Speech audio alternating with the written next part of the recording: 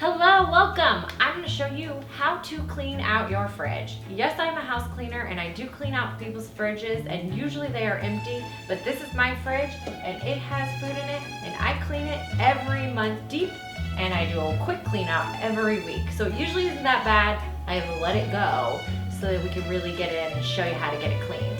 How to clean your fridge.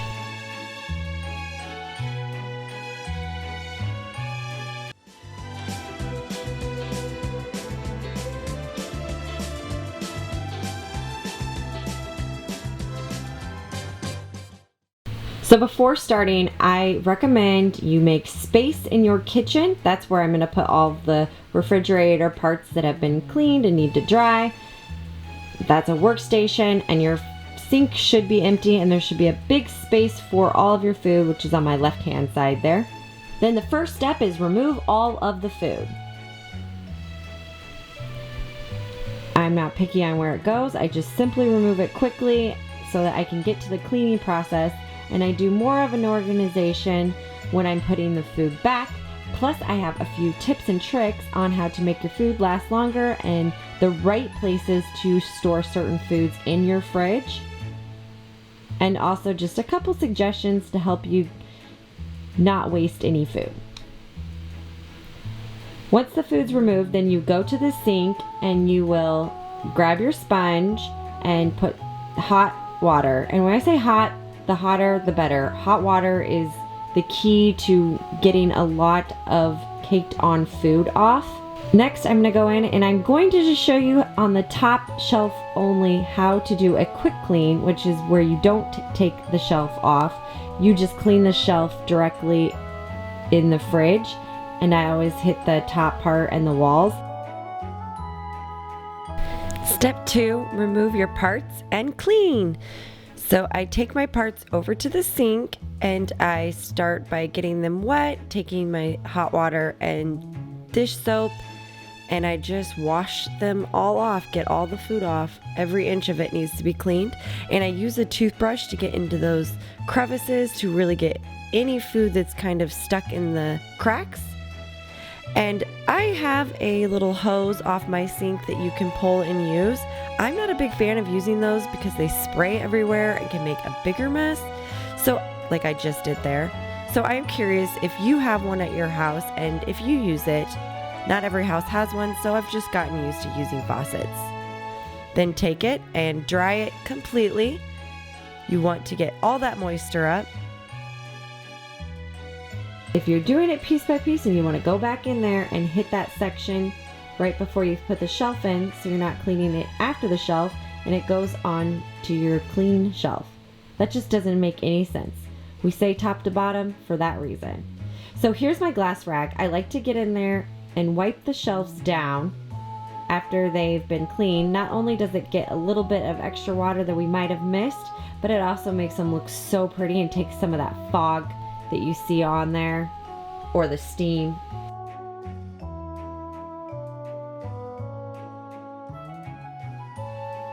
So then we'll do the same thing top to bottom. That's what you see me doing now.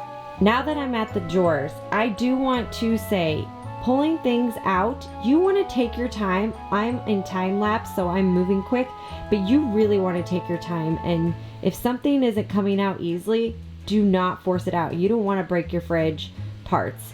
The bottom of the fridge can be really, really hard because a lot of stuff drips to the bottom. Mine's clean, but I've cleaned many of fridges and the bottom can be a very tough place.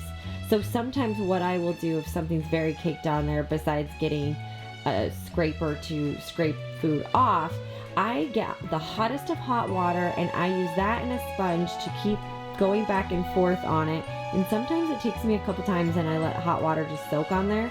Then I dry up the hot water and go again. It can be quite a mess. Actually, I recommend you move your rug. Normally I do in my houses, but in my own home, I just am a little bit different.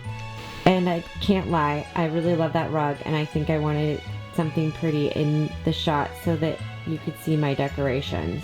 So then after you've gotten all of those, be very gentle with all of these. You do not want to break any of these, especially the glass. But you just go through that and clean them piece by piece. I usually use my sponge, but I love having a toothbrush to get those little spots that you just can't quite get with the sponge. Hot water will really do the trick for most of this. Hot water and Dawn dish soap is my secret weapon, but it's not a secret. Anyway, we just take our time doing piece by piece and rinse all the soap off. Now when it comes to your glass, just take your time and go really slow. But basically right now, the first thing you're doing with your sponge is you're getting up all off of there. We will make it look really pretty. You notice I'm using a blue sponge. Blue is your non-scratch sponge. So that's what you want to go for in everything. So I take the sponge and I fold it over like that so I can get both sides of the glass and also the edges of the glass, because you put those back into the fridge and food can be sitting on there, and I like to get everything. I can't help myself. Then you just rinse off all the soap and then dry. After you've dried everything, you start assembling it. When I assemble things, I like to shut the door a few times just to make sure you got it correctly. The door won't shut if things are in wrong. When cleaning fridges, it can be like a puzzle piece, trying to put things back correctly. I know my fridge pretty well now, but I can get myself in trouble at other people's houses when I take things apart. Sometimes it's tricky putting it back in. Like if you've done that before. Next up, we will work on the drawers, doing one at a time. And I just use hot water and soap and just clean all the inside and the outside, because food can spill down into those drawers or around the drawers. You know how that goes. So clean in and around all of your drawers and then dry them really, really, really well. And we already cleaned the inside and the bottom, so we can go ahead and start putting them right back where they need. And don't forget the door trick, because these ones can be tricky too. All fridges are different shapes and sizes. So sometimes taking things out, putting them in isn't as easy. Step number 6, put all the food back. When you're putting back all the food, it's a good chance to go through everything and get rid of any food that's past its expiration date or smells funky and needs to be tossed out. So I bring the trash close to the refrigerator. And then I like to go through and really take inventory of what we need. This is a good chance to do this. And I always clean my fridge out, deep clean it, before I'm gonna clean the rest of the house, because you will make a big mess on the floor. And I usually do my quick clean once a week before I get groceries. So I'm putting all of a day before I get groceries, because then I'm putting all of the new groceries into a clean fridge, and before I go grocery shopping, it gives me a chance to really inventory what I have and what I need, because the bottom of all of your condiments and food can get pretty grimy and gross, so this will help your fridge stay cleaner longer. So when it comes to organizing your fridge, I keep a lot of things toward the back of the fridge to free up space, but also it's colder back there. Anything that needs to get eaten up quickly, like cut onions or vegetables, I put at eye level and in the front of the fridge. Any leftovers go at eye level in the front of the fridge, and I keep vegetables in a bowl. Usually I would grab another one, but it's just barely fits in there. Any of your dairy products go toward the back of the fridge because it's colder there. And leftovers are great to have at the front of the fridge so that people remember and they get eaten up. All of the milk and drinks go on this level just because it's the height. And I always put the about to be done milk in the front and the new milk behind it, so that nobody goes and opens a new one and we have 2 milk jugs that are open and then one goes bad before the other. So I pulled out my carrots because I wanted to show you a really cool trick. If you leave carrots or grapes, like I have grapes right there sitting in an easy grab area, when you have that habit of going to your fridge for a snack and you grab something that's easy, grabbing grapes is a healthy alternative to snacking. So I keep grapes there from that habit of going to the fridge, grabbing a couple things and leaving.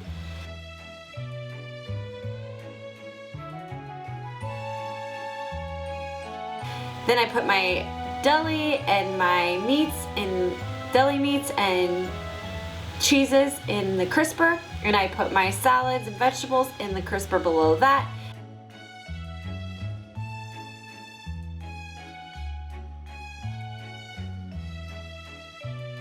If you put a paper towel with your lettuce, it will soak up the moisture and it'll keep your lettuce fresh longer. Then at the bottom of the fridge, I keep all my meats because it's the coldest down there, so they'll last a little bit longer. Plus, if there is an accidental drippage, it's not contaminating all my other foods.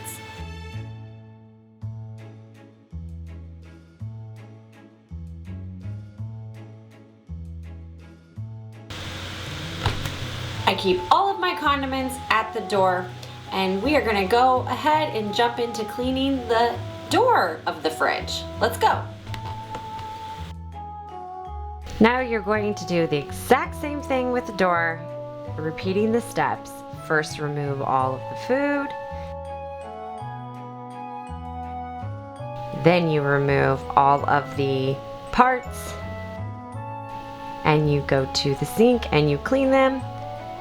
Then you clean your door and walls and all the parts that won't come off. If you have a hard time getting some of your parts off your fridge, it's better to be gentle and try to get them off than to be forceful or to leave them if you can't get them, because you do not want to break pieces of your fridge. It costs money and it can be kind of a pain to replace them. So just be gentle when you're working with the parts. Then after you've washed it, you want to dry it completely. Normally in my houses, I take all the parts off. I love a fridge because it can look brand new again. After it's all cleaned and dry, we will move to the kitchen sink where we will start cleaning the door shelf bins one by one. Take a toothbrush to get up into the lip of the bin and then rinse them. I'll just do one, and then you'll go and dry them all completely. Air drying helps too if you can, but I don't usually have a lot of time to let things sit in air drying houses, so I've just gotten good at cleaning them and drying them and putting them back. You do want to check the door and make sure you can shut it.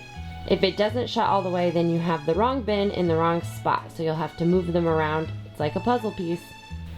You don't want to get all of your condiments and food in and then realize the fridge is put in incorrectly and you have to take some things out. Then we will start putting all of the condiments back onto the door and do a really good job of cleaning them. And at this time, I check the expiration dates and kind of make a decision if they need to stay or if they need to go. I think certain things I will let go a little bit longer, like expiration dates on condiments versus more meat. I feel like condiments are the thing to clean. If you clean anything in your fridge, they somehow tend to get the dirtiest because of drippage. And then put everything where it needs to go. Everything in here is customized to me and my family on what we eat, drink, and use on a regular basis. But you need to make it yours and what goes with your family. Now, isn't that beautiful?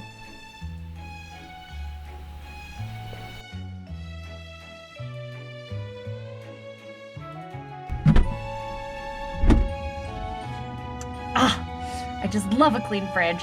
Thank you so much for watching, and subscribe to my channel, and don't forget to ring the bell and give me a like if you liked this video so that I know to make more. So I'm gonna go, but I'm sure I'll be back in a second for a snack.